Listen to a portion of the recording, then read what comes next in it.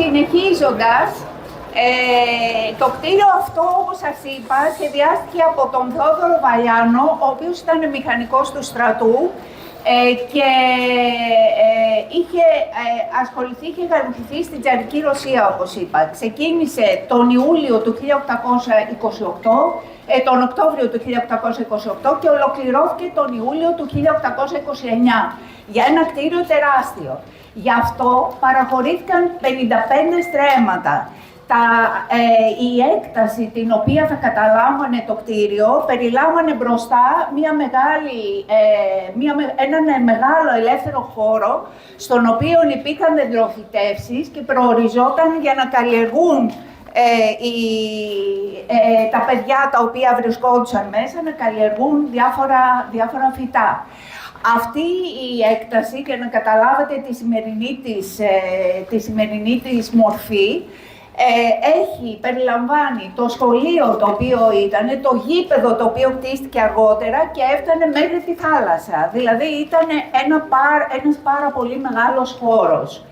Το κτίριο αυτό ήταν περιμετρικό, δηλαδή ένα τετράγωνο κτίριο, το οποίο είχε την προστιβή του όψη σε μήκος 134 μέτρων και τις πλαϊνές όψεις που είχαν μήκος 82 μέτρων και περιελάμβανε μία πλακόστοτη αυλή στο εσωτερικό.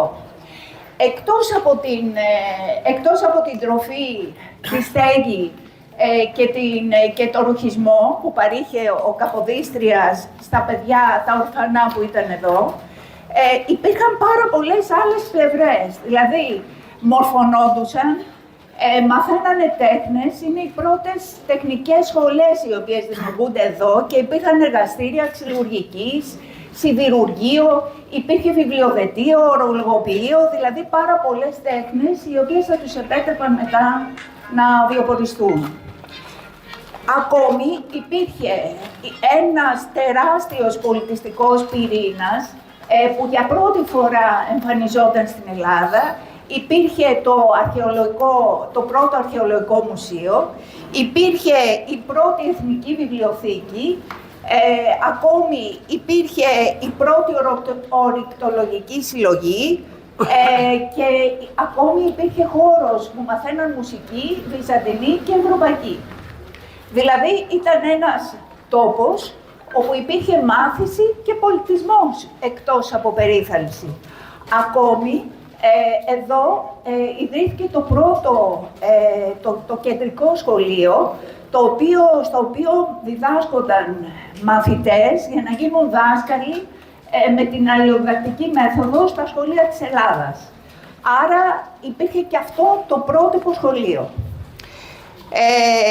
Ωστόσο, μετά τη δολοφονία του Καποδίστρια, αυτό το κτίριο άρχισε σταδιακά να εγκαταλείπεται και έφτασε το 1834 να γίνει σχολείο Ευελπίδων.